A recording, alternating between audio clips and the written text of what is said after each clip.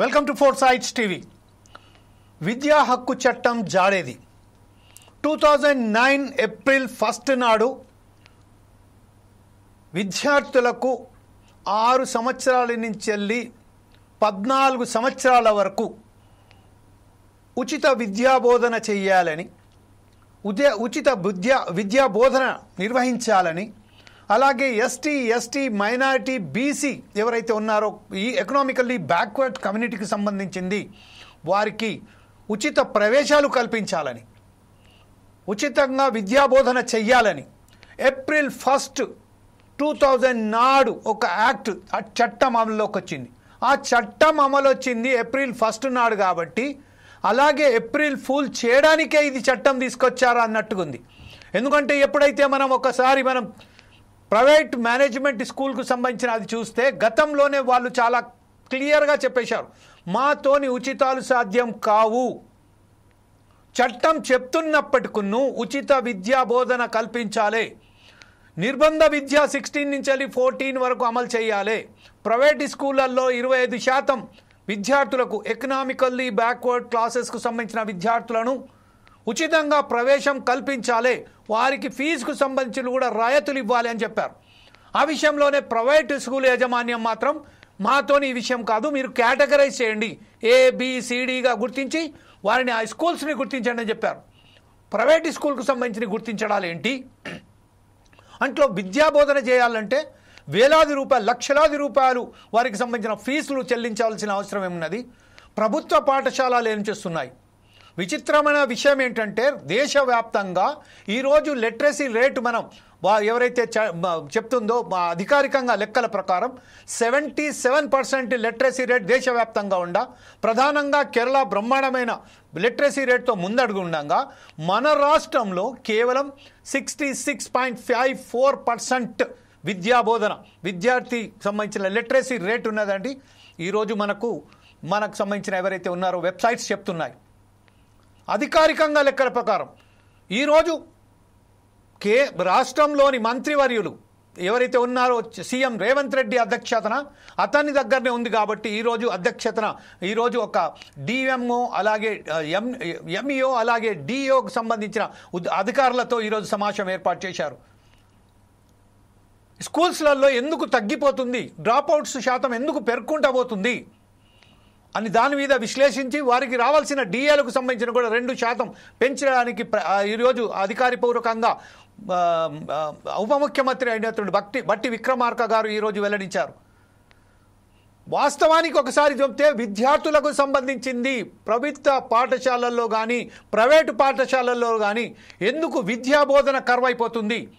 ఈరోజు మనం చూసినట్టయితే మన లెక్కల ప్రకారం ఈరోజు రాష్ట్రంలోనే 20 నుండి 30% వరకు విద్యాలయాలు ఈరోజు మహిళా విద్యార్థినులకు సౌకర్యం లేకుండా పోయాయి.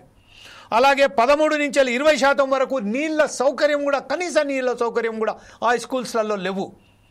అలాగే 15 నుండి 25% వరకు సొంత భవనాలు లేవు. తెలంగాణ ప్రైవేట్ స్కూల్స్ మేనేజ్మెంట్ ఖచ్చితంగా కరాఖండిగా చెప్పేసింది, మేము ఉచిత విద్యాబోధన చేయలేం అని. దీని మీద చర్యలు ఏవి? ప్రైవేట్ స్కూల్ యజమాని ఇంత కరాఖండిగా చెప్పినట్టుకి ప్రభుత్వ అధికారులు ఎందుకు వీరి మీద శ్రద్ధ చూపించలేరు? విద్యాశాఖ మంత్రి ఈరోజు చీఫ్ మినిస్టర్, విద్యాశాఖ ఏదైతే ఉన్నదో చీఫ్ మినిస్టర్ వద్దనే ఉన్నది కాబట్టి ఎందుకు ఇంత నిర్లక్ష్య వైఖరి? చీఫ్ మినిస్టర్ గారు ఎందుకు దీని మీద చొరవ చూపడతలేదు? ఈ విషయంపై ఈరోజు మనం మాట్లాడడానికి ప్రయత్నం చేద్దాం.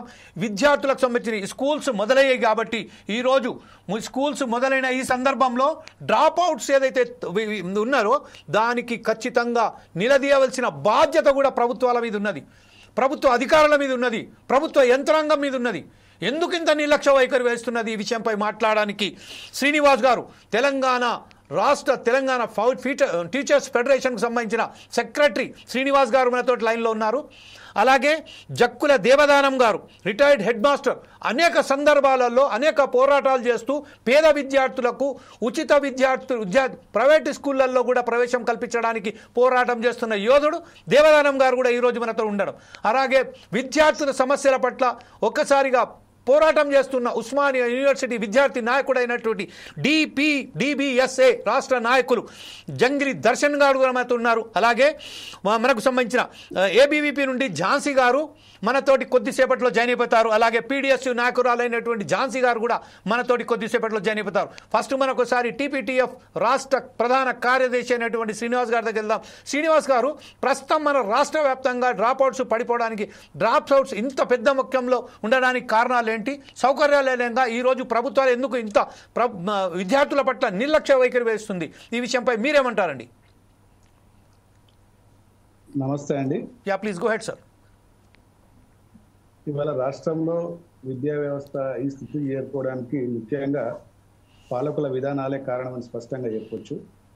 వాళ్ళు దాని నుంచి తప్పించుకుంటూ ఇవాళ టీచర్ల మీదనో లేకుంటే ఇంకా వేరే మీదనో భారాన్ని నెట్టేసేటువంటి ప్రయత్నం చేస్తూ ఉన్నారు. కానీ వాస్తవంగా పరిశీలిస్తే ఇప్పటి వరకు మీరు చెప్పినట్టుగా ఇప్పటి వరకు కూడా టాయిలెట్స్, ఇప్పుడు సభ్య సమాజంలో పిల్లలు బయట చెట్ల కిందకి టాయిలెట్స్ పోయేటువంటి స్థితి ఉండదు. కానీ టాయిలెట్స్ ఫెసిలిటీ పూర్తిగా లేనటువంటి దుస్థితి ఇంకా ఉన్నది.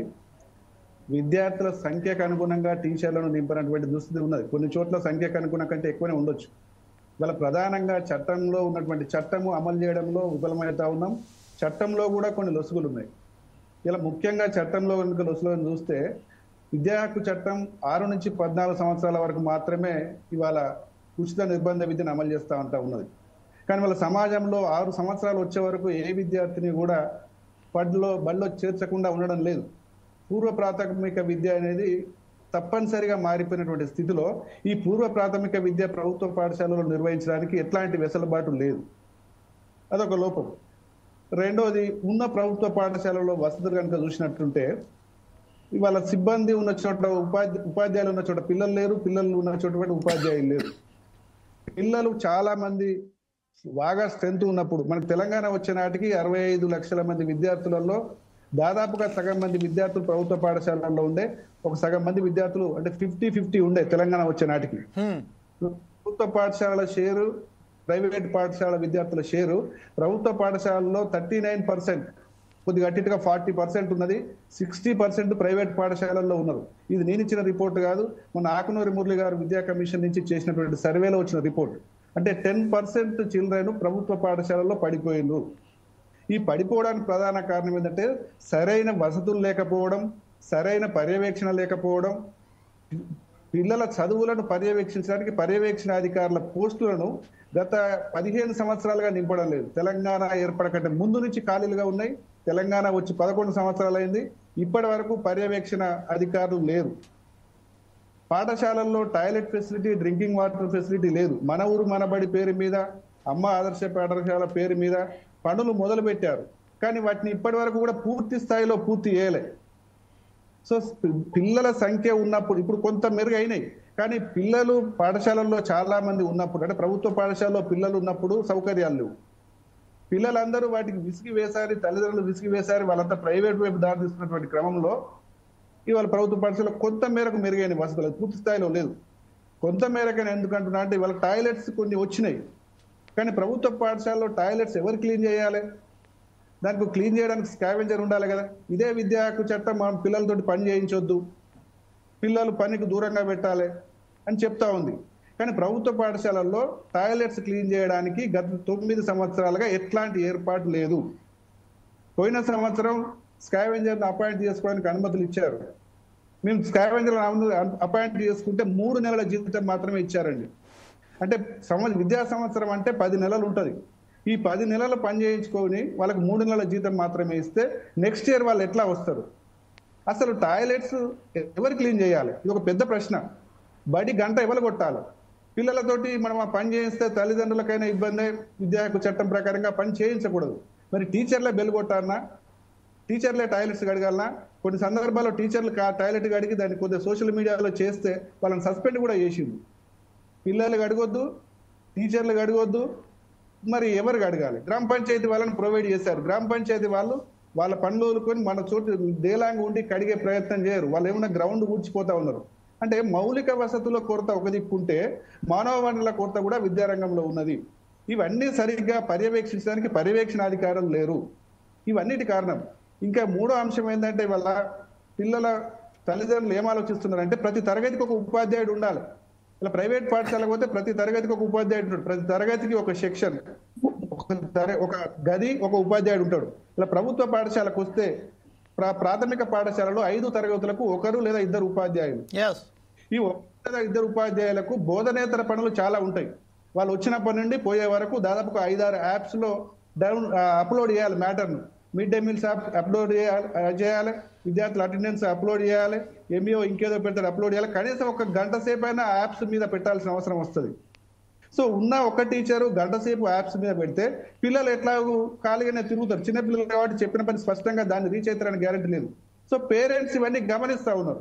మా పిల్లవాడిని ప్రభుత్వ పాఠశాలకు పంపితే బోధన సమయం ఎంత, బోధనేతర సమయం ఎంత, ఎట్లా ఉన్నది అని చెప్పి ఇవన్నిటిని సమకూర్చడానికి, ఇవన్నిటిని ఫుల్ఫిల్ చేయడానికి విద్యా హక్కు చట్టంలో కొన్ని అవకాశాలు ఉన్నాయి, కొన్ని అవకాశాలు లేవు. సో ఇట్లా అంటే మొత్తంగా ప్రభుత్వ పాఠశాలను ఒక నిరాదరణకు గురి చేసినటువంటి పరిస్థితి పాలకుల నిర్వాహకం వల్లనే వచ్చింది. ఇంకా చెప్పదలుచుకుంటే విద్యకు 30% కేటాయించాలని కొఠారి కమిషన్ నివేదిక చెప్పింది. 1966లో వచ్చినటువంటి కొఠారి కమిషన్ రాష్ట్ర బడ్జెట్ లో విద్యకు 30% కేటాయించాలి, కేంద్రము జీడీపీలో 6% కేటాయించాలి, అప్పుడు మాత్రమే మనం ఒక సరైన నాణ్యమైన మానవ మండలం తయారు చేసుకోగలుగుతామని చెప్పారు. ఇవాళ ఎడ్యుకేషన్ కి ఇచ్చే రాష్ట్ర బడ్జెట్ ఉమ్మడి రాష్ట్రంలో ఉన్నప్పుడు 13, 14, 15, 18 వరకు ఇచ్చారు. 13 నుంచి 18% వరకు ఇచ్చారు.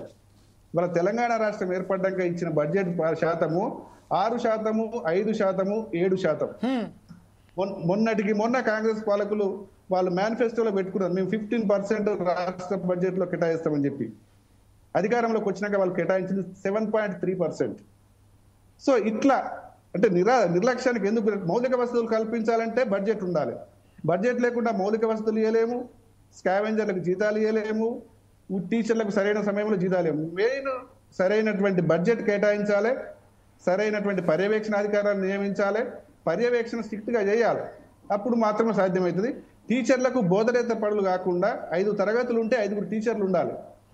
5 తరగతులకు 5 టీచర్లు ఉంటే వాళ్ళు తరగతి టీచింగ్ లో ఎంగేజ్ అవుతారు. కానీ 5 తరగతులకు 2 టీచర్లు లేదా 1 టీచర్ ఉంటే ఆయన సెలవు పెట్టుకొని పోతే విద్యార్థుల విద్యాబోధన ఏమైతుంది అనేది ప్రజల్లో, పేరెంట్స్ లో బాగా గమనిస్తా ఉన్నారు.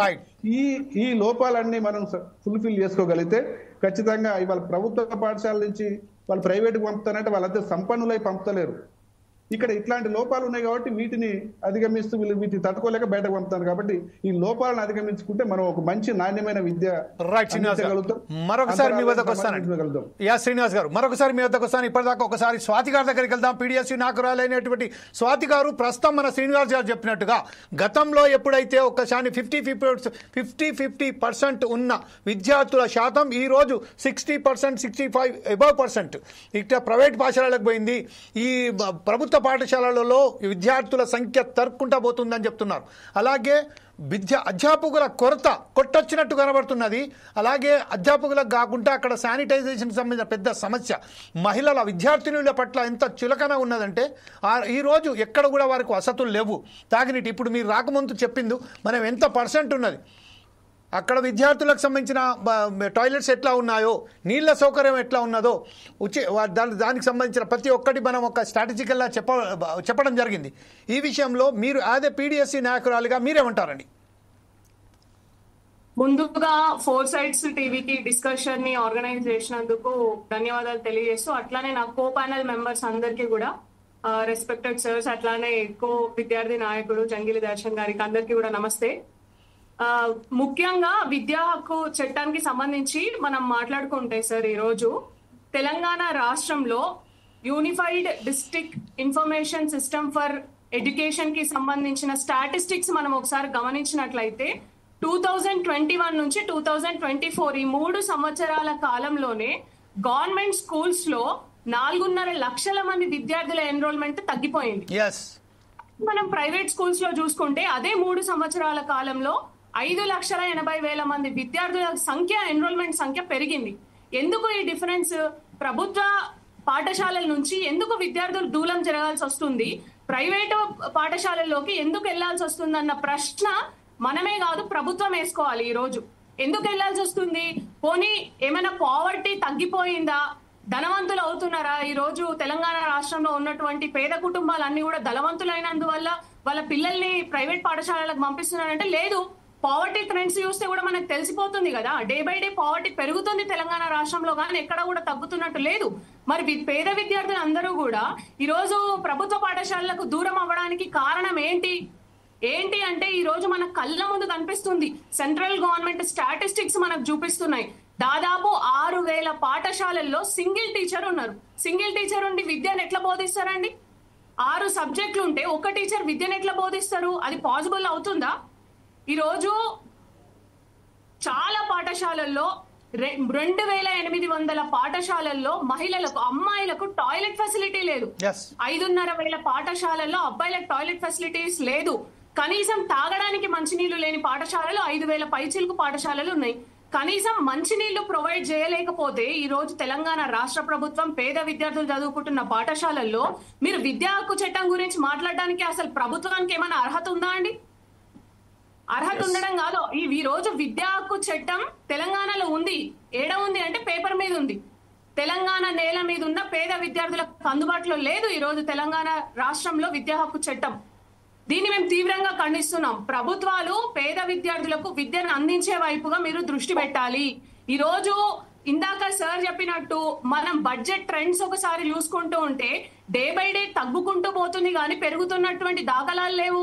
ఆ పథకాలు ఇస్తున్నాం, ఈ పథకాలు ఇస్తున్నాం, ఎంతో మంది విద్యార్థులకు చేయూతను ఇస్తున్నాం అంటే డ్రాప్ అవుట్స్ ఎందుకు ఉన్నాయి? ఈ రోజు మన స్టాటిస్టిక్స్ చూపిస్తున్నాయి 12% హైయర్ ఎడ్యుకేషన్ లోకి విద్యార్థులు వేయట్లే. హై స్కూల్ కి, ప్రైమరీ స్కూల్లో చదువుతున్న విద్యార్థులు హై స్కూల్ విద్యకు చేరుకోవట్లేదు. 12% డిక్లైన్ అయిపోయింది. ఎందుకు డిక్లైన్ అవుతుంది? ఈ పేద విద్యార్థులు విద్యకు దూరం అవ్వడానికి కారణం ఎవరు? ప్రభుత్వాలు కాదా? ఎవరు బాధ్యత తీసుకోవాలి దీనిపైన? ఈ రోజు మేము సామాజిక తెలంగాణను నెలకొల్పుతాం, ప్రజల తెలంగాణను నెలకొల్పుతాం. ఎట్లా నెలకొల్పుతారు? విద్యార్థులను విద్యకు దూరం చేసి మీరు నెలకొల్పుతారా? ఇప్పుడిప్పుడే విద్య పట్ల కొంచెం అవగాహన వస్తున్న వాళ్ళు, విద్య గురించి, విద్య ఇంపార్టెన్స్ తెలుసుకుంటున్నటువంటి ముఖ్యంగా ఆదివాసీలు, పేద విద్యార్థులు, గ్రామీణ విద్యార్థులు ఈ రోజు జార్జ్ రెడ్డి పీడిఎస్యు గా మేము అనేక సంవత్సరాలుగా ప్రతి సంవత్సరం విలేజ్ క్యాంప్ ని, గ్రామాలకు తిరగండి అనే కార్యక్రమాన్ని ఏర్పాటు చేసుకొని వెళ్తున్నాం. ఉట్నూరు గ్రామంలో కానీ లేదా భద్రాద్రి కొత్తగూడెంలో ఉన్నటువంటి అనేక ఆదివాసీ గూడాలలో కనీసం 10th క్లాస్ వరకు కూడా యూత్ చదవట్లేదు. పిల్లలు ఎవరు కూడా ఎందుకు చదవట్లేదు అంటే మా స్కూల్లో ఫెసిలిటీస్ లేవంటున్నారు. దగ్గరలో అసలు స్కూల్సే లేవంటున్నారు. అందుబాటులో ఉన్న స్కూల్స్ ని మూసివేస్తున్నారు అంటున్నారు. ప్రైవేట్ స్కూల్స్ కి వెళ్ళి ఆదివాసీ పిల్లలు చదువుకోలేరు కదా. గ్రామీణ విద్యార్థులు చదువుకునే స్తోమత ఆ కుటుంబాలకు లేదు కదా. మరి పేద విద్యార్థులను విద్యకు దూరం చేస్తున్నటువంటి దౌర్భాగ్యం ఎవరికి చెందుతుంది? అది తెలంగాణ రాష్ట్ర ప్రభుత్వమే ఆలోచించాలి. ఈ రోజు పనికి మాలిన పనులు, అనవసరమైన పనులు, అందాల పోటీలు అని చెప్పి పెద్దెత్తు పోకడలకు పోయి ఈ రోజు తెలంగాణ రాష్ట్రంలో తీసుకొచ్చి కోట్ల రూపాయలు గుమ్మరిస్తున్న మీరు, అందాల పోటీలకు వెళుతున్న మీరు కనీసం గ్రామీణ విద్యార్థులకు మంచినీళ్ళు ఇవ్వలేదా తెలంగాణ రాష్ట్ర ప్రభుత్వం? టాయిలెట్ ఫెసిలిటీ ప్రొవైడ్ చేయాలని ప్రభుత్వాలు ఒక ప్రభుత్వాలేనా? రైట్. ఇదే విషయంపై ఒకసారి మనం మరొకసారి వస్తాం స్వాతి గారి మీ దగ్గరికి. ఇప్పుడు మనం మరొకసారి దర్శన్ గారి దగ్గరికి వెళ్దాం. దర్శన్ గారి తర్వాత కంక్లూడ్గా మనం ఒకసారి దేవదానం గారి దగ్గర వెళ్దాం. దర్శన్ గారు ప్రస్తుతం స్వాతి గారు ఎంతో ఆవేదన చెప్తున్నారు.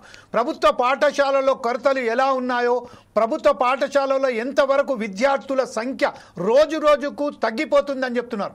అదేవిధంగా ప్రైవేటు పాఠశాలల్లో విద్యార్థుల సంఖ్య పెరిగిపోతున్నారు. దీనికి సంబంధించిన ప్రైవేటు పాఠశాలలలో కూడా విద్యా బోధన సరి పోకపోగా కేవలం బట్టి చెప్పినట్టుగా చెప్తున్నారు.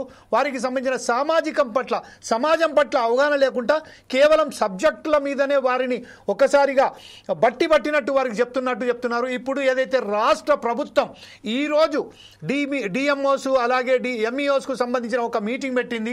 దాంట్లో విద్యాశాఖలో మార్పులపై ప్రత్యేక దృష్టి సారించాలని, వారికి సమస్యల పట్ల సానుకూలంగా వివరిస్తున్నట్టుగా చెప్పింది. అలాగే 1,00,000 మంది విద్యార్థుల దాకా ఈరోజు కొత్తగా ప్రవేశపెట్టడానికి మీరు ప్రయత్నాలు చెప్పాలి అని చెప్తున్నట్టుగా ఇప్పుడు మనకు సందేశాలు అందాయి. కాకపోతే ఏంటంటే అక్కడ అధ్యాపకుల సంఖ్యనే లేరు కదా. ఒక్క పాఠశాలలో కేవలం ఒక్కొక్క అధ్యాపకుడు ఉన్నారు.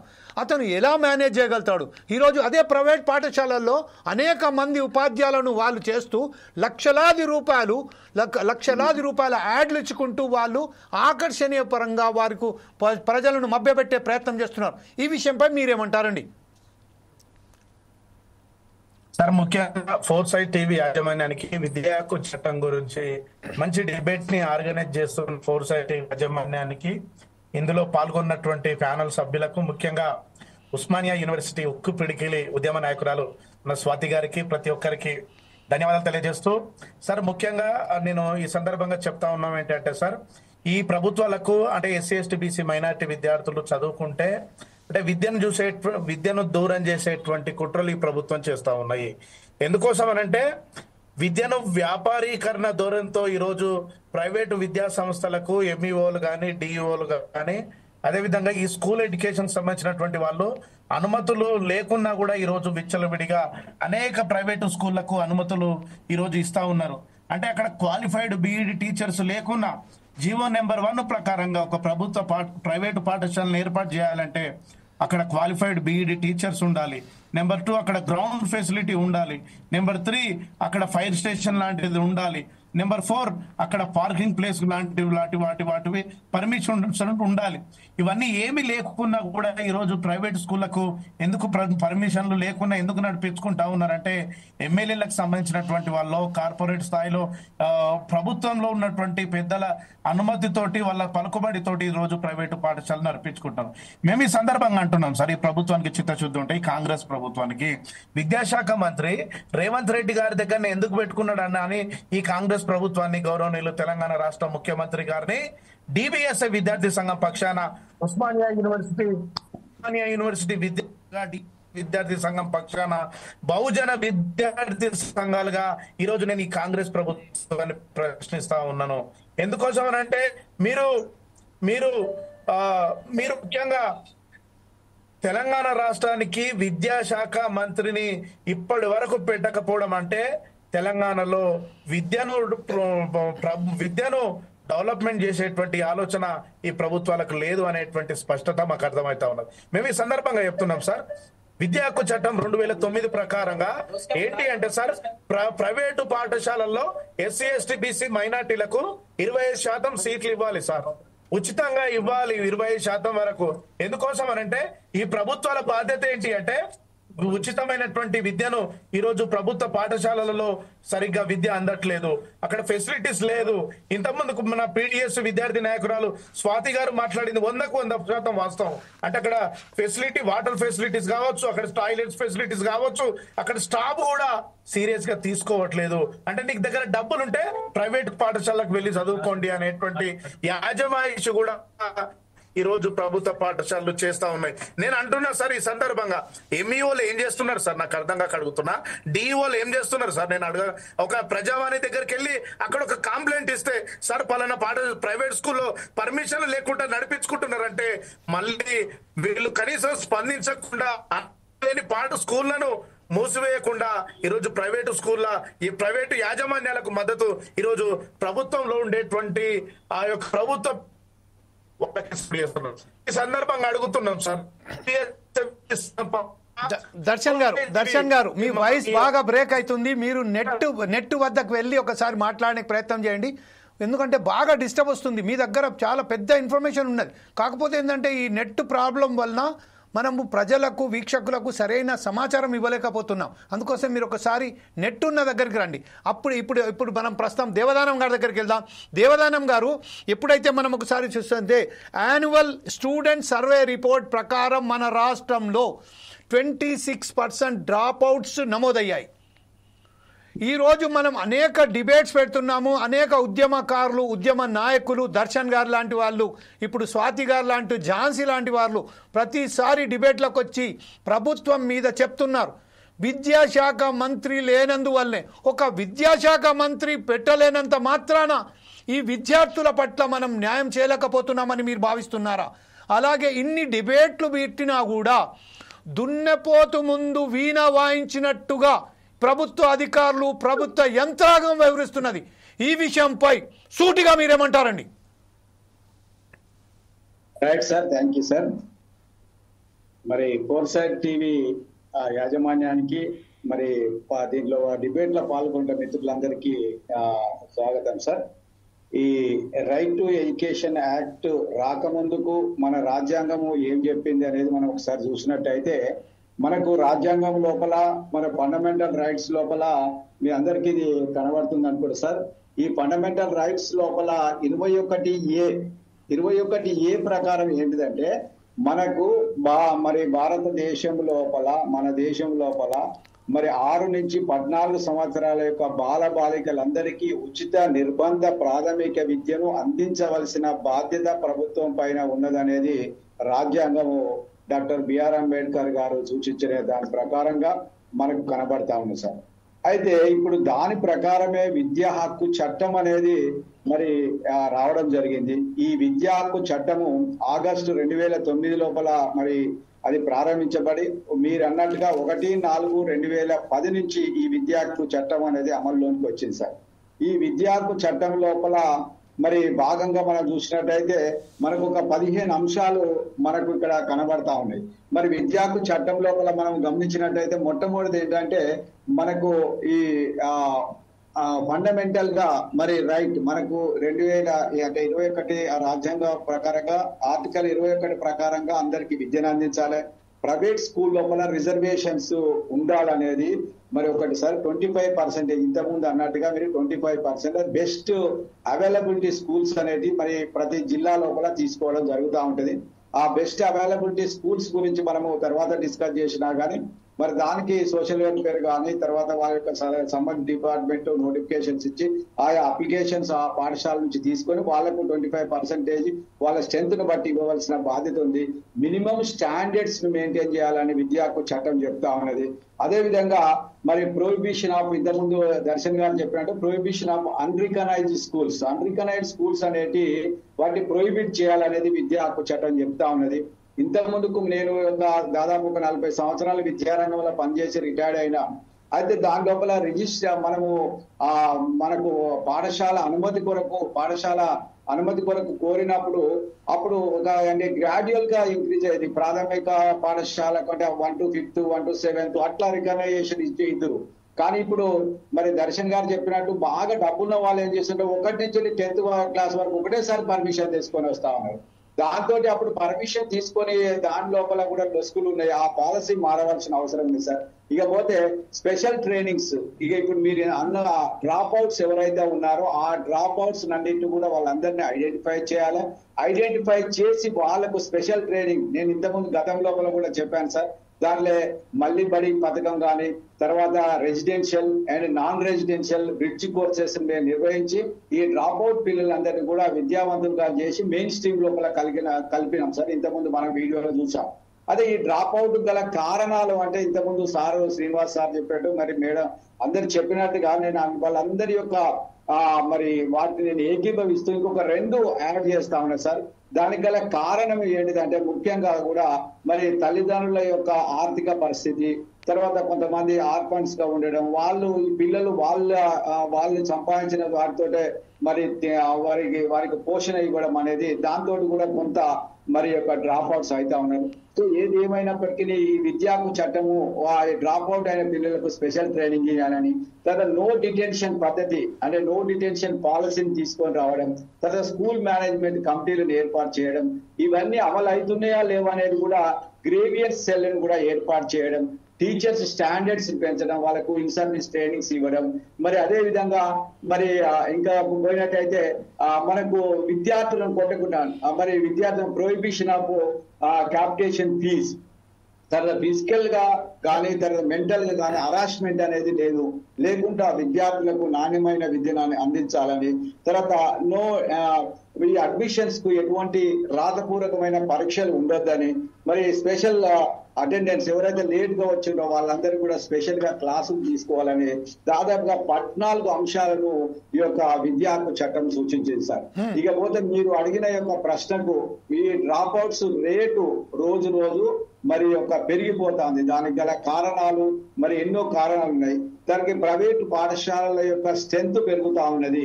మరి ప్రైవేట్ పాఠశాలది రికగ్నైజ్డా అన్రికగ్నైజ్డా లేకుంటే అవి ఏ విధంగా ఉన్నాయి, ఎటువంటి మౌలికమైన సదుపాయాలు కానీ ఎటువంటి ప్లే గ్రౌండ్ కానీ ఎటువంటి లేకున్నా కానీ మరి విద్యార్థులు ఎందుకు ఆ యొక్క పాఠశాలకు వెళ్తా ఉన్నారంటే సార్ మా ఇంత ముందుకు మా మిత్రులు చెప్పినట్టుగా మా దగ్గర ఇన్ఫ్రాస్ట్రక్చర్ ఫెసిలిటీస్ రకంగా లేకపోవడం, అదేవిధంగా సూపర్విజన్ లేకపోవడం, అదేవిధంగా మాకు మరి టీచర్స్ యొక్క పొజిషన్ తరగతికి మా డిమాండ్ ఏంటంటే సార్, నేను మొట్టమొదటి నుంచి చెప్తా ఉన్నా, 1 నుంచి 5 తరగతులకు కంపల్సరిగా 5 టీచర్లు ఉండాలి.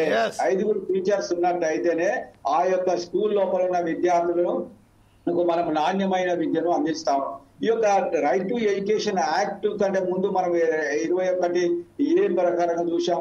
తర్వాత కూడా 86వ మరి కాన్స్టిట్యూషన్ అమైండ్మెంట్ కూడా తీసుకొచ్చింది 2001వ సంవత్సరం రోజు.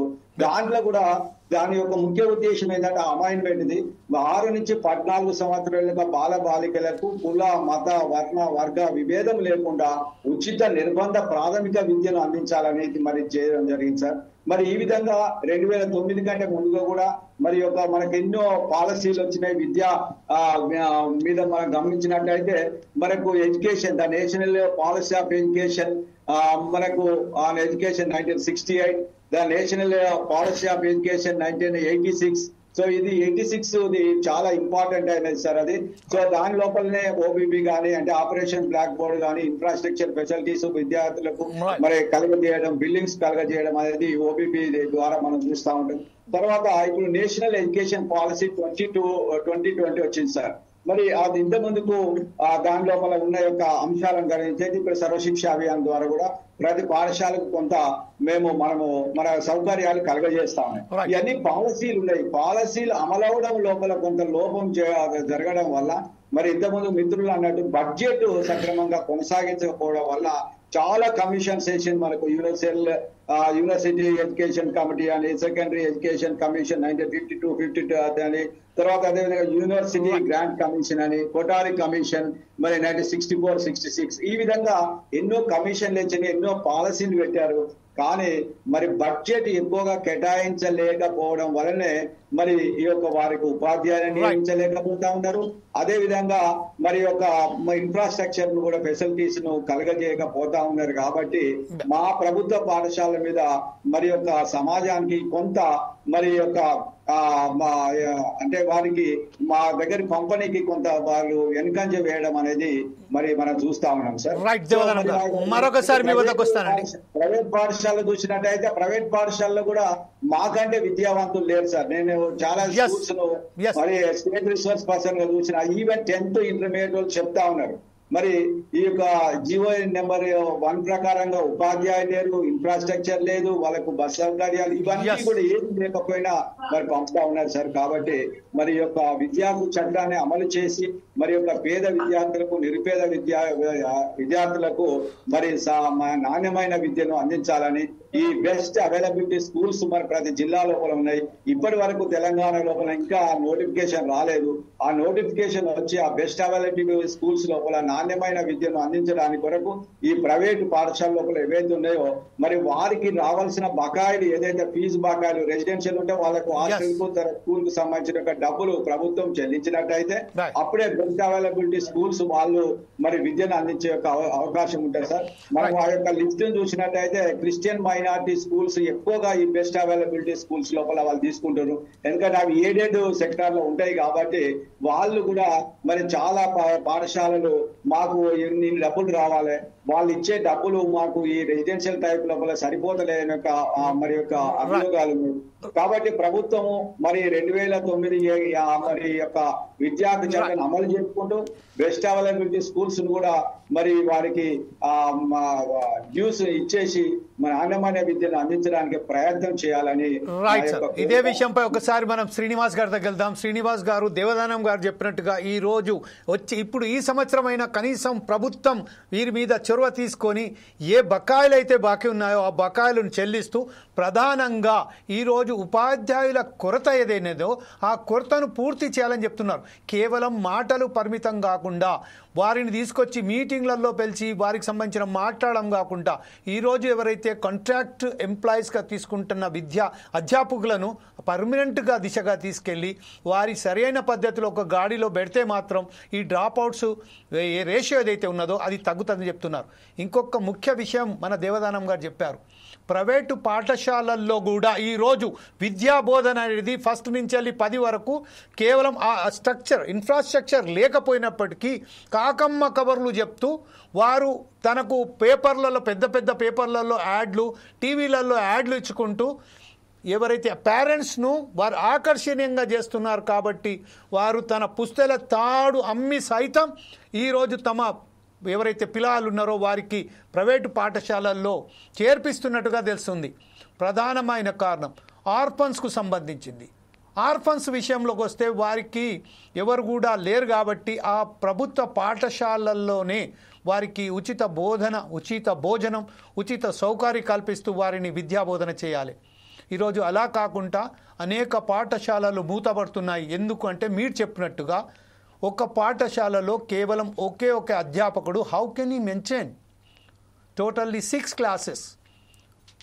ఈ విషయంపై మీరు ఇప్పుడు ప్రస్తుతం ఏదైతే మీటింగ్ జరుగుతున్న సమయంలోనే మీరు ప్రధానంగా ఈరోజు ఇంకొక కారణం మన దర్శన్ గారు చెప్పారు. ఐఎమ్ సారీ, దర్శన్ గారును మన స్వాతి గారు చెప్పారు. విద్యాశాఖ శాఖ ఏదైతే ఉన్నదో అతను చీఫ్ మినిస్టర్ దగ్గర ఉండడం వల్లనే ఇదొక్క కూడా దానికి సంబంధించిన ఇదొక వాళ్ళు చెప్పారు, ఇదొక ఆరోధం అని చెప్పినారు. ఇది కరెక్టేనా? విద్యాశాఖ కేవలం చీఫ్ మినిస్టర్ దగ్గర లేక ఇంకో వేరే ఇతరత మినిస్టర్ దగ్గర ఉన్నంత మాత్రాన మనం ఈ పరిస్థితుల్లో విద్యకు సంబంధించి మనం సరైన న్యాయం చేయలేకపోతున్నాము అనే మాట ఏదైతే ఉన్నదో దాన్ని ఏకభిస్తారా చెప్తూ సలహాలు ఇవ్వండి సార్ ఈరోజు జరుగుతున్న మీటింగ్కు. ఓకే, ఇవాళ విద్యాశాఖ మంత్రిని కేటాయించకపోవడాన్ని చూస్తేనే విద్యాశాఖకు ఏమాత్రం ప్రాధాన్యత ఇస్తున్నారో అర్థమవుతా ఉంది. అలా ముఖ్యమంత్రి చేయలేడని కాదు, చేయగలడు. కానీ ముఖ్యమంత్రికి చాలా శాఖలు దగ్గర ఉంచుకోవడం వల్ల దేనికి కూడా పూర్తి సమయం కేటాయించలేడు, అధికారులతోటి సమీక్షలు పెట్టలేడు, ఆ రంగంలో ఉన్నటువంటి నిపుణులతోటి చర్చించే అవకాశం ఉండదు. మాలాంటి ఆర్గనైజేషన్స్ కూడా సలహాలు సూచనలు ఇవ్వడానికి ఆయనను మీట్ అయ్యేటువంటి అవకాశం చాలా తక్కువ ఉంటుంది. కాబట్టి ఖచ్చితంగా ఒక మంచి పర్సనాలిటీని చూసి విద్యారంగం మీద పూర్తి అవగాహన ఉన్న వాళ్ళని చూసి విద్యాశాఖ మంత్రిగా పెట్టాల్సి ఉండే. మొన్న పెడతాడనుకున్నాం, అట్లా కూడా పెట్టలేదు. ఇది ఒక లోపమే, దాన్ని కాదనడానికి లేదు. అదే సమయంలో ఇవాళ విద్యారంగము నిజంగా పాలకులకు తెలవక ఇట్లా జరుగుతుందా అంటే నేనైతే అట్లా భావించడం లేదు, మేము ఎవరం కూడా అట్లా భావించం. ఇది పాలకులకు తెలిసే ఈ విద్యారంగాన్ని మెల్లగా ప్రైవేట్ పరం చేస్తే ఈ భారము తగ్గుతున్న దిశలో ఆలోచిస్తున్నట్టుగా కనబడతా ఉంటుంది. ఎందుకు ఇవన్నీ చెప్తా ఉన్నామంటే కరోనా సమయానికంటే ముందు మనకు 14,000 మంది విద్యా వాలంటీర్లు ఉండే. అంటే 14,000 మంది టీచర్లు అవసరం ఉంటే ఆ ప్లేస్లలో విద్యా వాలంటీర్లను పని చేయించుకున్నారు. కరోనా తర్వాత వాళ్ళని తొలగించింది. ఆ కరోనా తర్వాత మళ్ళీ బలు తెలిస్తే అప్పటి నుంచి ఇప్పటి వరకు విద్యా వాలంటీర్ల నియామకం చేయలేదు. అంటే కరోనా కంటే ముందు 14,000 ఖాళీలు ఉన్నట్టే కదా. ఆ తర్వాత చేసిన డిఎస్సిలో 7,000 పోస్టులను మాత్రమే నింపారు. అంటే 14,000 ఖాళీలకు 7,000 పోస్టులను నింపారు. ఆ తర్వాత చేసిన మొన్న డిఎస్సిలో మళ్ళీ కొన్ని నింపారు. అంటే ఖాళీలను వెంటనే నింపకపోవడం వల్ల ఆ పాఠశాల ఎట్లాగో ఆదరణకు నోచుకోదు, అది నిర్లక్ష్యంగా గురవుతుంది. ఇక మీరు డ్రాప్అవుట్స్ గురించి అడిగారు. ఇలా డ్రాప్అవుట్స్ గురించి మాట్లాడాలంటే అసలు పిల్లల సామాజిక ఆర్థిక స్థితులను కూడా మనం కొంత అంచనా వేసుకోవాలి. ఇంతకుముందు వాళ్ళు చెప్పినట్టుగా సెమీ ఆర్పన్స్ పాఠశాలకు రీచ్ కాలేని తండాలలో ఉన్న వాళ్ళు, ఆ మాత్రం ఆర్థిక స్థితి కూడా లేని వాళ్ళు చాలా వరకు ఉంటారు. ఇవన్నిటినీ మనం గుర్తుపెట్టుకొని డ్రాప్అవుట్స్ ఎందుకు డ్రాప్అవుట్ అవుతారనేది పరిశీలించి వాళ్ళ సామాజిక ఆర్థిక స్థితిని మెరుగుపరచడానికి ఏమైనా ప్రయత్నాలు చేసి వాళ్ళకు రెసిడెన్షియల్ స్కూల్స్ కంపల్సరీగా పెట్టాలి. డ్రాప్అవుట్ తీసుకొచ్చి మళ్ళీ మన దాంట్లో వేసి ఇంటికి పోయి రమ్మంటే మళ్ళీ రాడు. ఇలా కేజీబీయూలు ఆ దశలో వచ్చినాయి. బాలికలకు డ్రాప్అవుట్స్ కానీ బడికి బయట ఉన్న అమ్మాయిలకు కేజీబీయూలు పెట్టి ఒక బ్రిడ్జ్ కోర్స్ లాగా పెడదాం అనుకున్నారు. అది రెగ్యులర్ కోర్స్ లాగా అయిపోయింది, సంతోషమైన. సో బాయ్స్ కి సంబంధించి కూడా డ్రాప్అవుట్స్ కు హాస్టల్స్ ప్రొవైడ్ చేసి వాళ్ళకు సెమీ రెసిడెన్షియల్ హాస్టల్స్ లేకపోతే కంప్లీట్ రెసిడెన్షియల్ హాస్టల్స్ ప్రొవైడ్ చేయాల్సిన అవసరం ఉంటుంది. వాళ్ళ పాఠశాల స్థితి మెరుగుపడాలంటే అసలు ప్రైవేట్ పాఠశాలల్లో ఏమైనా నిబంధనలు పాటిస్తా ఉన్నారా? దేశంలో 2 రకాల జనరేషన్స్ ప్రొడ్యూస్ అవుతా ఉన్నాయి. ఇవాళ ప్రభుత్వ పాఠశాలల్లో ఉన్న ఉపాధ్యాయులకు శిక్షణలు ఇస్తా ఉన్నారు, వీళ్ళ గురించి మాట్లాడుతారు. మరి ప్రైవేట్ పాఠశాలలో చెప్పే ఉపాధ్యాయులకు ఏమైనా శిక్షణలు ఇస్తా ఉన్నారా? ఇలా కొత్తగా వచ్చేటువంటి విద్యా విధానాలన్నీ, బోధనా పద్ధతులన్నీ ప్రభుత్వ పాఠశాల విద్యార్థులకు బోధిస్తూ ఉన్నారు. ఈ ప్రభుత్వ పాఠశాల విద్యార్థులకు మాత్రమే చెప్పే ఉపాధ్యాయులకు బోధిస్తే ఈ విద్యార్థులు ఒక రకంగా ఎదిగితే మరి ప్రైవేట్ లో వచ్చేటువంటి విద్యార్థుల వ్యక్తిత్వ నిర్మాణం ఎట్లా జరుగుతుంది? ఇలా వ్యక్తిత్వ నిర్మాణానికి సంబంధించి మాకు చాలా ట్రైనింగ్లు ఇస్తారు, మేము పిల్లలతో మాట్లాడుతుంటాం. మరి ప్రైవేట్ పాఠశాలల్లో వచ్చేటువంటి సమాజం, ఆ యువత, ఆ విద్యార్థి లోకం రేపు ఈ దేశంలో భాగమే కదా. మరి వాళ్ళ వ్యక్తిత్వ నిర్మాణం కానీ వాళ్ళ మానసిక స్థితులు కానీ ఎట్లా ఉంటున్నాయి, వాళ్ళకి బోధనా పద్ధతులు ఏం ఫాలో అవుతున్నారు, వాళ్ళు పరీక్షలు ఏం పెడతా ఉన్నారు, ఇవన్నీ పరిశీలించడానికి ఎట్లాంటి సిబ్బంది లేదు. ఇంతకుముందు ఎవరో ఎంఈఓలు అన్నారు. అసలు ఎంఈఓలు మన రాష్ట్రంలో లేక 15 సంవత్సరాలు అవుతాను. ఎంఈఓలు రిటైర్ అయిపోయినారు, వాళ్ళని నింపలేదు. రాష్ట్రంలో అంత 100 మంది ఎంఈఓలు కూడా లేరు, అంత ఇన్ఛార్జ్ ఎంఈఓలే. ఆయన తన స్కూల్ చూసుకోవాలి, ఎంఈఓ పని 2 చూసుకోవాలి. ఈ ఇన్ఛార్జీలు అనేది ఎట్లా ఉంటుందో మీకు తెలుసు. ఇప్పుడు ఇన్ఛార్జి ఉంటే తన పని వాళ్ళ పక్క పని చూసుకోవడంలో కొంత సమయం కేటాయించలేడు, పూర్తి స్థాయి న్యాయం చేయడం సాధ్యం కాదు. ఈ ఇన్ఛార్జీల మయంగా ఉన్నది. ఈ ప్రైవేట్ స్కూళ్ళని కనుక మళ్ళొకసారి గమనంలోకి తీసుకుంటే ఒక్కొక్క స్కూల్లో ఒక విద్యార్థికి ఎన్ని చదరపు గజాల జాగ ఉంటుంది. బిల్డింగ్ల మీద బిల్డింగ్లు కట్టి 1000 మందిని కుక్కుతా ఉన్నారు. వాళ్ళని వరుసగా నిలబెడితే ఒక్కొక్కరికి 2 గజాల జాగ కూడా రాదు. అంత క్రిక్కిరిసి మనకు నిబంధనలు ఉన్నాయి. ఎంత ప్రాంగణం ఉండాలి, ప్లేస్ ఎంత ఉండాలి, ఆట వైశాల్యం ఉండాలి, శారీరక దృఢత్వం ఉండాలంటే ఆటలు ఉండాలి, మానసికంగా ఎదగాలంటే ఆ క్లాసులు ఉండాలి. ఇవన్నీ ఉంటే కేవలం రీడింగ్ రైటింగ్ అది చేయంగా అది పూర్తి ఫలితాలేం రావు వాళ్ళకు.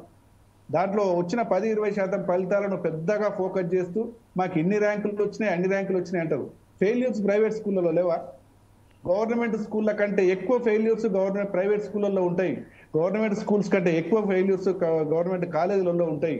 వాటిని చూపెట్టకుండా కేవలం ర్యాంకులు తీసి టీవీలలో వేసి ఆర్భాటం చేసి ఇలా రూపంలో ఒక బాగా ఉన్నది మా స్కూల్ అని చూపిస్తా ఉన్నారు. సారంలో ఆ స్కూళ్ళల్లో ఉండేది ఏమీ లేదు.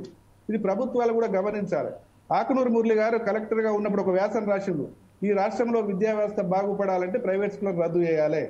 ఇప్పుడు తన అధికారంలోకి వచ్చారు, తన పవర్ లో ఉన్నారు. ఇప్పుడు మరి అది చేస్తారా అంటే వాస్తవంగా రద్దు చేయకపోయినా పర్వాలేదు, కానీ నియంత్రించాలి. వాటిని ఖచ్చితంగా నియంత్రించాలి. నిబంధనలకు లోబడే ఉండాలి. ఎన్ని చదరపు గజాల జాగా ఉంటే ఎంతమంది విద్యార్థులు ఉండాలి, పీఈటీలు ఎంతమంది ఉంటారు. మన గవర్నమెంట్ లో ప్రతి పాఠశాలకు పీఈటీ ఇచ్చిండ్రు. అక్కడ 4000 మంది పిల్లలు ఉంటే ఒక పీఈటీ ఉండడు. 4000 మంది పిల్లలు ఉంటే ఒక కబడ్డీ ఆడడానికి ప్లేస్ ఉండదు. మొత్తం సిమెంట్ కాంక్రీట్ ప్లేస్ ఉంటది. సో ఇవన్నీ లోపాలంటే ఇవి వాళ్ళకి చదువు వస్తలేదు అని కాకుండా రేపు ఆ సమాజం కూడా మన రాష్ట్రంలో భాగమే. ఆ సమాజం భారతదేశ సంపదే. ఈ అంతరాలు లేకుండా విద్యను అందించాలి. ఇక ప్రభుత్వ పాఠశాలల్లో అంతరాలు లేని విద్య అందుతుందా అంటే అది కూడా కాదు. ఇవాళ మెన్యూ కనుక చూద్దాం, మధ్యాహ్న భోజనం మెన్యూ, మా పిల్లలకు మధ్యాహ్న భోజనానికి సంబంధించి ₹6.19 ఇస్తారు. అదే నవోదయకు సంబంధించి ₹15 ఇస్తారు. కేజీబీలకు సంబంధించి ₹11 ఇస్తారు. కడుపు ఎవరినైనా కడుపే కదా పిల్లవాంది. భోజనం అందరికీ సమానంగా పెట్టాలి కదా. సమానమైన భోజనం పెట్టవు, సమానమైన బోధన ఉండదు. దుస్తులు, మా పిల్లలకు దుస్తులు కుట్టడానికి ₹10 కేటాయిస్తారండి. స్టిచ్చింగ్, ఒక షర్ట్ కుట్టాలంటే మనకు 500 600 ఉంటుంది. ఇవాళ పిల్లలకు కుట్టించే దుస్తులు స్టిచ్చింగ్ ఛార్జెస్ కేవలం ₹10, సారీ ₹30. ఈ ₹30లో ₹10 కటింగ్ అవన్నీ ₹30 సార్. ఇప్పుడు 50 ఇచ్చారు, పోయిన సంవత్సరం వరకు 30. పోయిన సంవత్సరం 50 జీవో తీసి పోయిన సంవత్సరం 30 ఇచ్చారు. ఈసారి 50 ఇస్తారో ఏమో. పోయినసారి 50కి జీవో తీశారు, 30కే ఇచ్చారు. ఆ ₹30లో ₹10 వాళ్ళు స్టిచ్చింగ్ ఛార్జెస్ కాజాలు వేసే వాళ్ళకి పోతారు, కుట్టే వాళ్ళకి కేవలం ₹20. ఈ ₹20 కుట్టిన వాడు ఏ స్థితిలో కుడతాడు? అసలు వాళ్ళకి ఏమైనా గిట్టుబాటు అవుతా ఉందా? సో ఇట్లా ఒక అశాస్త్రీయంగా విధానాలు రూపొందిస్తా ఉన్నారు. ఇలా మా మధ్యాహ్న భోజనంలో గుడ్డు పెట్టారు. మధ్యాహ్న భోజనానికి సంబంధించి ఆకునూరు మురళి తను ఒక రిపోర్ట్ ఇచ్చాడు. ఈ ₹6.19 పైసలు సరిపోతలేదు, ₹15 చిల్లర వేయాలని ₹13 చిల్లర ఇచ్చాడు. గుడ్డు మార్కెట్ లో ₹6 ఉంటుంది సార్. ఆ మార్కెట్ లో ₹6 ఉన్న గుడ్డును మా వాళ్ళకి మధ్యాహ్న భోజనం వాళ్ళకి చెల్లించేది ₹5.50 చెల్లిస్తారు. ఎట్లా సాధ్యం? How is it possible? ₹6 గుడ్డును ₹5.50 కొనాలి, నువ్వు పెట్టాలంటే ఎట్లా సాధ్యమవుతుంది? అంటే తను నిన్న సంపాదించిన దాంట్లో కొంత ఖర్చు చేసి పెట్టాలి. పేద జీవితాలు వాళ్ళవి, డ్వాక్రా గ్రూప్ నుంచి చాలా పేద జీవితాలు, వాళ్ళని కూడా దోచుకోవడం అంటే ఏమి పద్ధతి? వాళ్ళు ఒకవేళ అప్పులు చేసి వాళ్ళు పెట్టుబడి పెట్టి వంటలు చేస్తే నెలల తరబడి బిల్లులు రావు, నెలల తరబడి బిల్లులు పెండింగ్లో పెడతారు. అంటే ఇవన్నీ కూడా నాణ్యత మీద ప్రభావం, అంటే మధ్యాహ్న భోజన నాణ్యత మీద ఇవన్నీ ప్రభావం చూపిస్తాయి. బట్టల నాణ్యత మీద పుట్టుగుళ్ళు ప్రభావం చూపిస్తాయి. టీచర్ల కొరత అనేది ప్రమాణాల మీద ప్రభావం చూపిస్తుంది. ఇవన్నీ లేకుండా చేసినాడు మనం ఖచ్చితంగా ఒక నాణ్యమైన సమాన విద్య అందించాలి. మన ఉద్దేశం సమాన అంతరాలు లేని సమాజం తయారు చేయడం. ఈ అంతరాలు లేని సమాజం తయారు చేయాలంటే అంతరాలు లేని విద్యా విధానాన్ని మనం అమలు చేయాలి. మనం విద్యను అందించడంలోనే అంతరం ఉన్నది. నవోదయ బాగున్నదని మీరే చెప్తారు, ఇంకోటి బాగుందని వాళ్ళే చెప్తారు, జిల్లా కేజీబీ బాగుంది, మోడల్ స్కూల్ బాగుంది. ఎందుకు ఈ తేడాలు? అంతటా సమానంగా ఉండాలి కదా. ఇలా మోడల్ స్కూల్లో ఖాళీ అయితే వెంటనే గెస్ట్ ఫ్యాకల్టీనో ఇంకేదో ఫ్యాకల్టీ చొప్పున నింపుతారు. అది శ్రమ దోపిడీ అయినప్పటికీ నింపుతారు. మా స్కూల్లో ఖాళీ అయితే, జిల్లా పరిషత్ గవర్నమెంట్ స్కూళ్ళలో ఖాళీ అయితే ఎప్పుడు ఖాళీని భర్తీ చేస్తాడో స్పష్టమైనటువంటి ఎక్కడ ఉత్తర్వులు లేవు. మేమేం డిమాండ్ చేస్తున్నామంటే ఎక్కడైనా పోస్ట్ ఖాళీ అయితే ఆ నెలాఖరులో నింపాలి, లేదా నెలాఖరులో నింపలేక సంవత్సరం చివరికి నింపాలనుకుంటే ఆ రిటైర్ అయిన వాడిని ఆ పోస్ట్ లో ఇంకొక నింపే వరకు కొనసాగించాలంటే కొనసాగించాలి. ఇలా సోషల్ చెప్పే టీచర్ రిటైర్ అయిపోయిండు, రేపటి నుంచి ఆ సోషల్ ఎవరు చెప్పాలి? డ్రాప్ అవుట్స్ లో ఇవన్నీ కూడా ప్రభావం చూపిస్తాయి. వాడు ప్రైవేట్ స్కూల్ పోవడానికైనా ప్రభావం చూపిస్తుంది, అది డ్రాప్ అవుట్ కైనా ప్రభావం చూపిస్తుంది. మ్యాథ్స్ టీచర్ లేడు, రేపటి నుంచి మ్యాథ్స్ ఎవరు చెప్పాలి? దీనికి నో పర్టికులర్ ఆర్డర్స్. ఇవాళ ఎయిడెడ్ స్కూల్స్ ఇంకా చూస్తే గత 20 సంవత్సరాలుగా ఎయిడెడ్ స్కూళ్లలో నియామకాలు లేవు. ఎయిడెడ్ స్కూల్ 20 years బ్యాక్ ఒక్కొక్క స్కూళ్లలో 1000 స్ట్రెంత్ ఉన్నటువంటి స్కూళ్ళు 20 years నుంచి దాంట్లో నియామకాలు లేవు. ఈ 20 years నుంచి నియామకాలు లేకపోతే, రిక్రూట్మెంట్ లేకపోతే how can that school survive? ఎట్లా సర్వైవ్ అవుతుంది అది? సో ఇట్లా అంటే ప్రభుత్వ విధానాలు స్పష్టంగా లేకపోవడం, నియామకాల మీద స్పష్టత లేదు, నువ్వు ఇచ్చే మధ్యాహ్న భోజనం మీద స్పష్టత లేదు, నువ్వు ఇచ్చే దుస్తుల మీద స్పష్టత లేదు, నువ్వు ఇచ్చిన పుస్తకాల మీద స్పష్టత లేదు. లేట్ గా ఒక్కొక్క సంవత్సరం సెప్టెంబర్ అక్టోబర్ తర్వాత కూడా వస్తాయి. అంటే మొదట్లో కొన్ని పంపుతారు, జూన్ జూలైలోనే కొన్ని పంపిస్తారు, పూర్తి చేయడానికి నవంబర్ అవుతుంది. అంటే నవంబర్ లో వచ్చిన పుస్తకాన్ని జూన్ లో ఏం చదువుతాడు? ఈ లోపాలన్నీ సవరించుకోగలిగితే ప్రభుత్వ పాఠశాలలు బాగుపడతాయి. సవరించుకోకపోతే ఇదిలా పోతుంది. లాస్ట్ మళ్ళీ కంక్లూడ్ గా మీ దగ్గరకు వస్తాను. ప్రస్తుతం ఒకసారి మనం స్వాతి గారి దగ్గర వెళ్దాం. స్వాతి గారు, ఇప్పుడు శ్రీనివాస్ గారు చాలా స్పష్టంగా ప్రతి విషయంలో అంకెలను చూపెట్టుకుంటూ ప్రభుత్వ పాఠశాలలో వైఫల్యాల కారణాలు చూపెట్టారు. ఈ విషయంలో ఇంకొక విషయం నేను జోడించదలుచుకునేది ఏంటంటే, ఈ రోజు మన పాఠశాలల్లో 5వ తరగతి చదువుతున్న విద్యార్థులకు 2వ తరగతి పాఠ్యపుస్తకాలు తీసుకొచ్చి వారు మొదలుపెట్టారు. ఎందుకంటే పాఠ్యపుస్తకాలు రాలేదు అనే కారణం చూపుతూ 5th స్టాండర్డ్కు సంబంధించిన 2nd స్టాండర్డ్ బుక్స్ తీసుకొచ్చి వాళ్ళ మొదలుపెట్టి వారికి బోధన చెప్తున్నారు. ఈ విషయంపై ఒకసారి చెప్తూ, సార్ శ్రీనివాస్ గారు చెప్పినట్టుగా దాని విషయంపై మీరు ఏకభిస్తారా? దాని మీద మీరు ఎలా విశ్లేషిస్తారో చెప్పండి. చెప్పండి మ్యామ్. డెఫినెట్ గా 100% ఏకీభవిస్తారండి. It's very sad to hear such things from the Srinivas sir. అది చాలా అంటే అక్కడ ఉన్నటువంటి పరిస్థితులు వాళ్ళు ప్రత్యక్షంగా పిల్లల ముందు ఉన్నారు కాబట్టి చెప్తుంటే చాలా బాధగా ఉంది అసలు. Even we also goes to survey every year. కానీ నిజంగా అండి అసలు ఎంత దారుణమైన పరిస్థితులు అంటే, మేము లాస్ట్ ఇయర్ ఒక స్కూల్లో సర్వేకి వెళ్తే మ్యాథ్స్ టీచర్ టేబుల్స్ క్లీన్ చేస్తున్నారు కంప్యూటర్ ల్యాబ్ లో. ఏంటి సార్ మీరు క్లీన్ చేస్తున్నారు అని అంటే, స్టూడెంట్స్ ఇప్పుడు కంప్యూటర్ ల్యాబ్ కి వస్తారమ్మా, అందుకంటే మీరు క్లీన్ చేయడం అంటే క్లీనింగ్ కి సపరేట్ పోస్టులు ఏముండవు, మేమే చేసుకోవాలి అంటున్నారు. మీరు మ్యాథ్స్ టీచర్ కదా, కంప్యూటర్ ఎందుకు టీచ్ చేస్తున్నారు అని అంటే, సబ్జెక్ట్ టీచర్ సపరేట్ గా లేరు, తక్కువ మంది ఉన్నారు కాబట్టి నేనే సోషల్ టీచ్ చేస్తాను, నేనే మ్యాథ్స్ టీచ్ చేస్తాను, నేనే కంప్యూటర్స్ అంటున్నారు. స్కావెంజర్స్ లేరు. చాలా దారుణమైనటువంటి పరిస్థితి. అండ్ వన్ మోర్ థింగ్, ఈ సంక్షేమ పథకాలు ఏవైతే ఉన్నాయో అవి ఇవ్వడానికి ముఖ్య కారణం ఏంటి? స్కాలర్షిప్స్ కానీ, లేకపోతే రెసిడెన్షియల్ స్కూల్స్ లో ఉన్నటువంటి విద్యార్థులకి భోజనం కానీ, ఇవన్నీ అందించడానికి కారణం ఏంటి అంటే, అవి అందుబాటులో లేని పేదరికంలో వాళ్ళు ఉన్నారు కాబట్టి వాళ్ళకి టైంకి అవి ప్రొవైడ్ చేస్తే విద్యను అందుకునే అవకాశం ఉంటుంది కాబట్టి ఆ సంక్షేమ పథకాలు ఇస్తాం. కానీ వీళ్ళేం చేస్తున్నారంటే, ఈ అకాడమిక్ ఇయర్ మొత్తం కంప్లీట్ అయిపోయిన తర్వాత నెక్స్ట్ అకాడమిక్ ఇయర్ లో ఈ అకాడమిక్ ఇయర్ కి సంబంధించిన బడ్జెట్ ని రిలీజ్ చేయడం లాంటివి చేస్తున్నారు. అది కూడా పూర్తి స్థాయిలో చేయట్లేదు. అది ఎట్లా పాసిబుల్ అవుతుంది? ఇక్కడ స్కూల్ ఎడ్యుకేషన్ కానీ గవర్నమెంట్ ఎడ్యుకేషన్ కంప్లీట్ గా కూడా ఇంటర్ లింక్ అయి ఉంటుంది సార్. టీచర్స్ కి, స్టూడెంట్స్ కి, ఫుడ్ కి, మిగతా వాళ్ళకి ఇచ్చే పుస్తకాలకి, వీటన్నిటికీ ఈ ప్రెషర్ అంతా కూడా బాధ్యత కలిగిన టీచర్స్ పైనే ఈ ప్రెషర్ పడుతుంది. బాధ్యత లేని టీచర్స్ అందరూ నాకేం అవసరం అనేసి పక్కకుంటారు తప్ప, చాలా మంది టీచర్స్ ఒక ప్యాషన్ తో ఆ వృత్తిలోకి వచ్చిన వాళ్ళందరూ కూడా బయట ఉన్నటువంటి ఎన్జిఓస్ ని పట్టుకొని, లేకపోతే వేరే దాతల ద్వారా అట్లా వాళ్ళు ఫండ్స్ కలెక్ట్ చేసి, బుక్స్ కలెక్ట్ చేయడం, ఇవన్నీ చేసి వాళ్ళ దగ్గర ఉన్నటువంటి విద్యార్థులకు నాణ్యమైన విద్య అందించడానికి. అంటే ఒక టీచర్ విద్యార్థుల గురించి అంత ఆలోచిస్తున్నారు, వాళ్ళ టైం ని స్పెండ్ చేస్తున్నారు, వాళ్ళ జాబ్ కాకపోయినా డబల్ జాబ్ చేస్తూ ఆ అదనపు బర్డెన్ ని వాళ్ళ నెత్తిన పెట్టుకొని పిల్లల సంక్షేమం గురించి ఆలోచిస్తున్నారు. కానీ ఆ పని చేయాల్సిన బాధ్యత కలిగిన ప్రభుత్వాలు ఎందుకు చేయాలన్నది నిజంగా ప్రభుత్వాలు కొంచెం సిగ్గు తెచ్చుకొని ఇలాంటి విషయాల పట్ల అనకూడదు. ఇలాంటి మాటలు కానీ అంత దారుణమైన పరిస్థితులకి ఈ రోజు మీరు పేద విద్యార్థులను నెట్టబడుతున్నాయి. ఈ రోజు మనం విద్యా హక్కు చట్టం గురించి మాట్లాడుకుంటున్నాం. ఆ విద్యా హక్కు చట్టం చెప్పిన నార్మ్స్ ని అమలు చేయడం పక్కన పెడితే దానికి వ్యతిరేకంగా బిహేవ్ చేస్తున్నటువంటి అనేక దాఖలాలు మనం ఈ రోజు చూడొచ్చు. ఈ రోజు ప్రైవేట్ స్కూల్స్ లో సర్వేకి వెళ్తే మీకు ఈ నార్మ్స్ ప్రకారం ఫైర్ సేఫ్టీ ఉండాలి కదా, గ్రౌండ్ ఉండాలి కదా. Ground best example sir. Ground ఉండాలి కదా. ఒక విద్యార్థి మానసికంగా ఫిజికల్ గా దృఢంగా ఉండాలంటే కొద్ది సమయం ఆటలకు కేటాయించాలి, దానికి గ్రౌండ్ ఉండాలి. మరి నార్మ్స్ ప్రకారం మీ గ్రౌండ్ ఎక్కడ ఉంది అని చెప్తే GHMC గ్రౌండ్ లీజ్ కి తీసుకున్నామని చెప్తున్నారు. మేము దాదాపు ఒక 30 స్కూల్స్ ఆ చుట్టుపక్కల ఏరియాలో తిరిగితే 30 స్కూల్స్ అదే గ్రౌండ్ చూపిస్తున్నారు. ఒకే గ్రౌండ్ లో అంతమంది విద్యార్థులు ఎట్లా ఆడతారు? నిజంగానే లీజ్ కి తీసుకున్నామండి మేము అని పేపర్స్ చూపిస్తున్నారు. అంటే ప్రభుత్వానికి తెలియదా, అక్కడ ఉన్నటువంటి అధికారులకు తెలియదా, అంతమందికి ఎట్లా వాళ్ళు అధికారాన్ని వాళ్ళకి ఇస్తారు, లీజ్ కి ఇస్తారు ఆ ఏరియాని ఆడుకోవడానికి? అన్ని వేల మంది విద్యార్థులు ఆడుకునే అవకాశం. అంటే దీంట్లో ప్రభుత్వాలు కూడా అధికారులు కూడా పాత్రదారులే, వాళ్ళకు ఒత్తాసు పలుకుతున్న వాళ్ళే. ఈ రోజు నిజంగా మనం చూసుకున్నట్లయితే ఈ ప్రైవేట్ విద్యా సంస్థలన్నీ ఎవరి చేతులు ఉన్నాయి సార్? పొలిటీషియన్స్ చేతిలోనే ఉన్నాయి.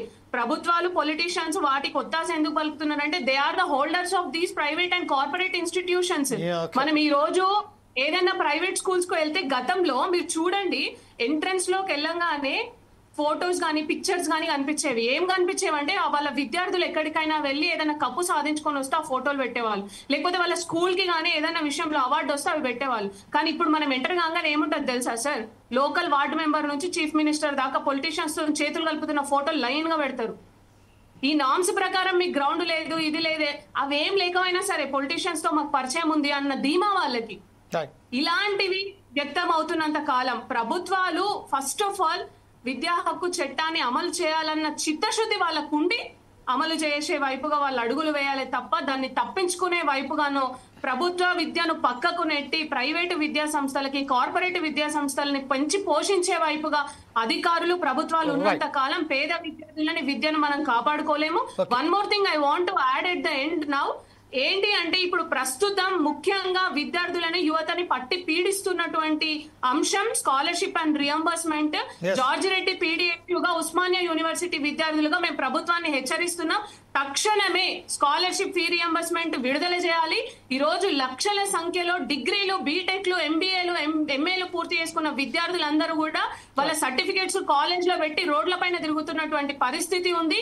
అన్ఎంప్లాయ్మెంట్ కాదు, వాళ్ళు ఏమంటారు డ్రగ్స్ వైపు అలవాటు పడే అవకాశం ఉంది, దొంగతనాల వైపు అలవాటు పడే అవకాశం ఉంది, చాలా ఇంపాక్ట్ యూత్ పైన చూపించే అవకాశం ఉంది. తక్షణమే ఫీ రియంబర్స్మెంట్ స్కాలర్షిప్ విడుదల చేయకపోతే ఇప్పటికే జార్జ్ రెడ్డి PDHU ఓకే, సమయం చాలా తక్కువ ఉంది కాబట్టి మనం దర్శన్ గారి దగ్గర వెళ్దాం. దర్శన్ గారు, ప్రస్తుతం ఏదైతే ఉన్నదో కేవలం 15% బడ్జెట్ కేటాయిస్తామన్న ప్రభుత్వం కేవలం 7% బడ్జెట్ కేటాయించడంలో, అలాగే ఆ బడ్జెట్ కూడా సరైన పద్ధతిలో వారికి అందజేయకపోవడంలో విఫలమైందని తెలుస్తున్నది. ఇదొక కారణం. అయితే ఈరోజు మనం చెప్తున్నట్టుగా కార్పొరేట్ పాఠశాలల్లో మాత్రం కిక్కిరీసిన సంబంధించిన విద్యార్థి తరగతులలో పట్టినట్టుగా వాళ్ళు చెప్తున్నారు. ప్రభుత్వ పాఠశాలల్లో డిస్క్రిమినేషన్ కనబడుతుంది. భోజనాలలో కానీ వారికి సంబంధించిన ఏదైతే వారికి సౌకర్యాలు ఏదైతే కల్పించడంలో కానీ కనబడుతుందని చెప్తున్నారు. ఈ విషయంపై మీరు దీని ప్రభుత్వానికి ఎలా సలహా ఇవ్వబోతున్నారు, ఏం చెప్పబోతున్నారు సార్? ఉస్మానియా యూనివర్సిటీ చేసే విద్యార్థి తెలంగాణ రాష్ట్రం కావాలి అని చెప్పే విద్యా నిధులు నియామకాల కోసం తెలంగాణ ఉద్యమంలో పాల్గొన్నటువంటి వాళ్ళ మేము ఈ ప్రభుత్వానికి చెప్తా ఉన్నాం ఏంటంటే సార్, చిత్తశుద్ధి ఉండాలి. అంటే చట్టం 2009ని ప్రభుత్వం చూచా చెప్పకుండా చాలా ముఖ్యంగా ఏంటి సార్ అంటే ప్రభుత్వ పాఠశాలల్లో కావచ్చు, ప్రైవేట్ లో కావచ్చు, ఏదైతే మూసివేయబడ్డటువంటి సుమారు 15,000కు పైగా ఉన్నటువంటి పాఠశాలని ఈ ప్రభుత్వం మళ్ళీ తెరుస్తా అని చెప్పేసి తన ఎన్నికల్లో మేనిఫెస్టోలో చెప్పింది. కానీ ఇప్పటి వరకు ఒక 1000 పాఠశాలని కూడా ఈ రోజు తెరవని పరిస్థితి ఈ రోజు తెలంగాణ రాష్ట్రం నెలకొన్నది. ఈ క్రమంలో భాగంగా 10% బడ్జెట్ ను పెట్టడం అంటే ఖచ్చితంగా తెలంగాణ విద్యార్థుల అభివృద్ధికి నోచుకోకుండా చేసేటటువంటి కుట్ర చెప్పేసి సందర్భంగా తెలియజేస్తా ఉన్నాం. ఈ క్రమంలో భాగంగా సార్ క్లారిటీగా చెప్తా ఏంటంటే సార్, ఈ ప్రైవేట్ స్కూల్స్ మన విద్యా కమిషన్ చైర్మన్ ఆకునూరి మురళి అన్నట్టు ఏంటంటే సార్, ఈ ఏదైతే ప్రైవేటు యాజమాన్యాలు లేకుండా ఏదైతే ఏర్పరిచినటువంటి ఏదైతే ప్రైవేటు స్కూల్స్ ఏవైతే ఉన్నాయో వాటిని ఖచ్చితంగా రద్దాల మీ విద్య చాలా బాగా డిస్టర్బ్ అవుతుంది సార్ మీ దగ్గర దర్శన్ గారు. అనేక మార్లు మనకు ఒకసారి డిస్టర్బ్ బాగా అవుతుంది కాబట్టి మనం ఈ డిబేట్ను ఇక్కడనే ముగించదలుచుకున్నాము. రేపు మరొక కార్యక్రమంతో మేము ముందుకు వస్తాము. అప్పటిదాకా ఈరోజు మనతోని పాలు పంచుకొని విద్యార్థుల పట్ల సానుభూతి పరిచి ఖచ్చితంగా ప్రభుత్వాలు ఈ విషయంపై పునరాలోచించి విద్యార్థుల పట్ల డిస్క్రిమినేషన్ పాలసీ కాకుండా ప్రైవేటు విద్యార్థులకు సంబంధించింది ఏదైతే శిక్షణ ఇస్తున్నారో అలాగే ప్రభుత్వ పాఠశాలల్లో కూడా అధ్యాపకుల కొరత లేకుండా చూసుకుంటే వారికి సంబంధించిన ఫీజు రియంబర్స్ కానీ వారి అధ్యాపకుల నియామకాలు కానీ అక్కడ వారికి ఇచ్చే విద్యా సౌకర్యాలు కానీ ప్రతి ఒక్కటి ఖచ్చితంగా చూడవలసిన బాధ్యత ప్రభుత్వాల మీద ఉన్నది. ఈరోజు నడుస్తున్న ప్రభుత్వం మీద ఉన్నది. అలాగే ఈరోజు ఏదైతే మనకు సంబంధించిన 15% బడ్జెట్లో కేటాయిస్తున్న ప్రభుత్వం కేవలం 7% కేటాయించడం వల్ల కూడా విద్యార్థుల పట్ల విద్యా విధానం పట్ల వారికి ఉన్న చులకతనం కూడా బట్టబయలందని చెప్పుకుంటూ దానికి సంబంధించిన ఖచ్చితంగా ఒక నిర్ణయం తీసుకుంటుందని ఆశిస్తూ ఈరోజు పాలు పంచుకున్నందుకు శ్రీనివాస్ గారికి, టీపీటీఎఫ్ ప్రధాన కార్యదర్శి అయినటువంటి శ్రీనివాస్ గారికి, జక్కుల దేవదానం గారికి, జంగిరి దర్శన్ గారికి, స్వాతి గారికి ప్రత్యేక ధన్యవాదాలు చెప్తూ రేపు మరొక కార్యక్రమంతో మీ ముందుకు వస్తాం. అప్పటిదాకా చూస్తూనే ఉండండి ఫోర్ సైడ్స్ టీవీ.